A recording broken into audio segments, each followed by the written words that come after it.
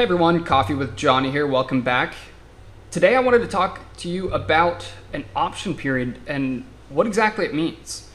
I have a lot of first-time home buyers and also a lot of experienced home buyers and sellers that are still confused about how option periods work sometimes. So I'm just going to take us here to this contract here. This is the 1 to 4 family residential contract. This is anything that you would use that is a home. For condo, you wouldn't use this. For land, anything else, but let's just say you're a home buyer, you're purchasing a regular home. This is the contract that you are going to use. There are, of course, other addendums that you can attach to this that we'll talk about in a different video. I don't want to confuse you too much. So basically what the option period is you negotiate a option fee and the amount of days that you have the option to terminate the contract in. That's basically what the option period is. So I'll just take us to the part of the contract. It's paragraph 23. You can also Google this form if you're curious about it. Just Google TREC, that stands for Texas Real Estate of Commission, 1 to 4 family residential contract. That's the contract that you would use, so you could pull this up and take a look at it as well. But we're going to scroll over here to paragraph 23 of the contract that it actually talks about the option period. So I'll kind of just describe this again in a little bit detail, and then I'll kind of read it through just so you can follow through.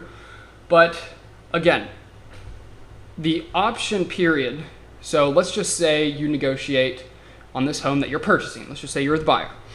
You negotiate a $200 option fee and you negotiate a 10-day option period. So basically what that means is you're paying $200 to the seller for the unrestricted right to inspect the property, just take a look at it and pull it off the market.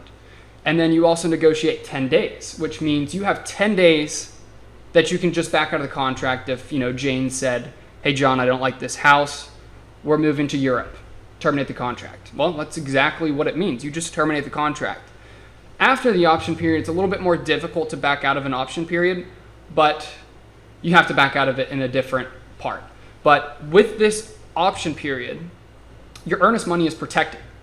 So if you terminate within those 10 days, the earnest money automatically gets refunded back to you. If you're out of that, different story. We'll watch another video or feel free to give me a call and we'll talk about it. But let's go ahead and just read it. And it's also due within 3 days of the effective date of the contract. So it has to be paid within 3 days.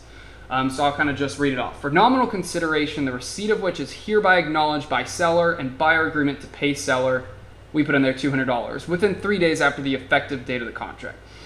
So basically what that's explaining is we're paying $200 and we have to give it within 3 days.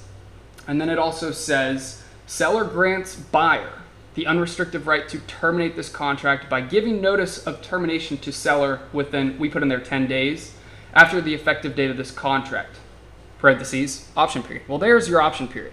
It says it right there. You have the unrestricted right to terminate this contract within that time period.